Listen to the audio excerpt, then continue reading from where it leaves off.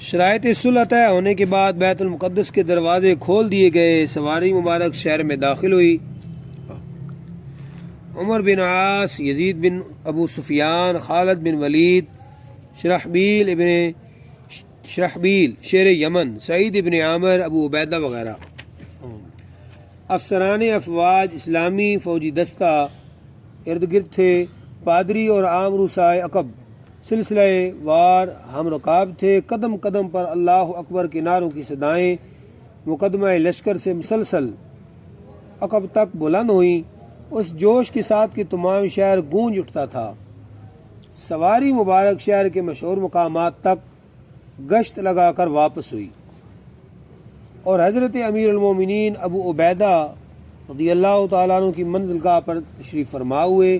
یہاں ایک معمولی چارپائی بچھی ہوئی تھی اور ایک طرف چٹائی کا مسلح زیب گوشت تھا۔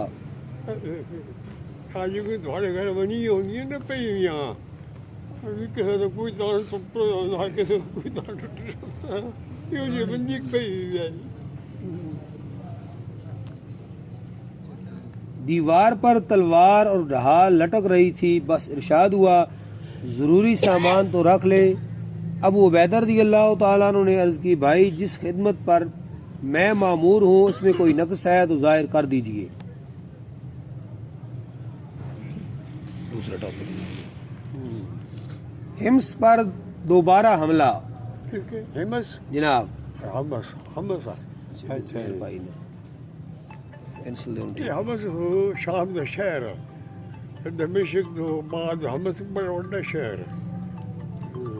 شام کی خون ریزیوں لڑائیوں نے اگرچہ رومیوں کی آنکھیں کھول دی تھیں اور شکست پر شکست کھا کر سر سے اتر چکا تھا۔ غرور کا نشہ سر سے اتر چکا تھا اور مسلمانوں نے ایک ایک شہر اور ایک ایک قلعہ بزور شمشیر فتح کر کے کئی مرتبہ انہیں ناکوں چنے چبوائے ہوئے تھے، لیکن تاہم رہ رہ کر حکومت کی امنگین انہیں بے اختیار کر دیتی تھی۔ ہرکل وہ خامہ کامیاب ہے نا حکومت کی خامہ وہ سارے نہ ہوئی ہیں تو بھی ہوئی ہیں۔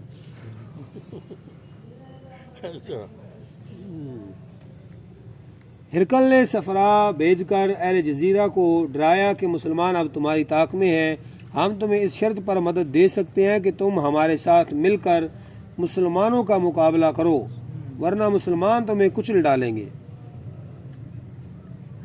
اہل جزیرہ پہلے ہی ہراساں تھے، فوراً ہرکل کے ساتھ مل گئے ہرکل کے ساتھ جناب، اور 30,000 کا جمع غفیر اطراف حمص میں آ جمع ہوا۔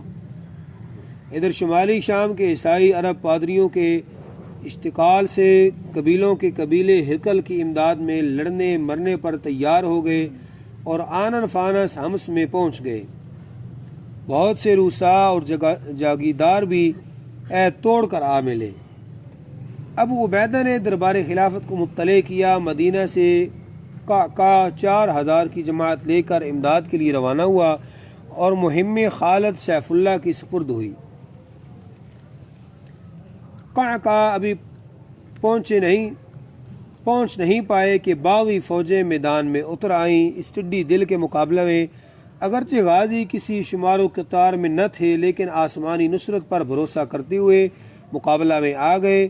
مصلحت وقت کو مد نظر رکھ کر خالد نے کچھ فوج ان عربی قبائل کے جو جنگ میں شریک تھے شہروں کی طرف بھیج دی۔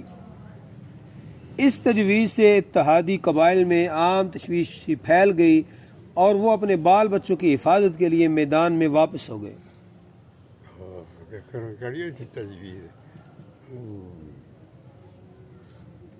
بقیہ عیسائی اور رومی اپنا سا منہ لے کر خالد بن ولید نے ان کو محصور کر لیا۔ اتنے میں کعکا بھی پہنچ گئے۔ لڑائی ہوئی اور وہی فیصلہ ہوا کہ پھر کسی کو شرارت کی نہ سوجی اور نہ کسی کو سر اٹھانے کی اجازت ہوئی۔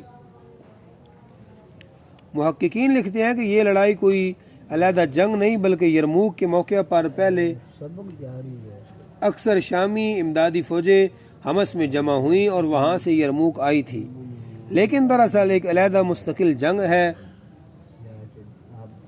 جزیرہ کی آبادی عراق سے ملی ہوئی ہے۔ حمص کی لڑائی میں اہل جزیرہ ہلکل کے ساتھ شریک تھے۔ فتح جزیرہ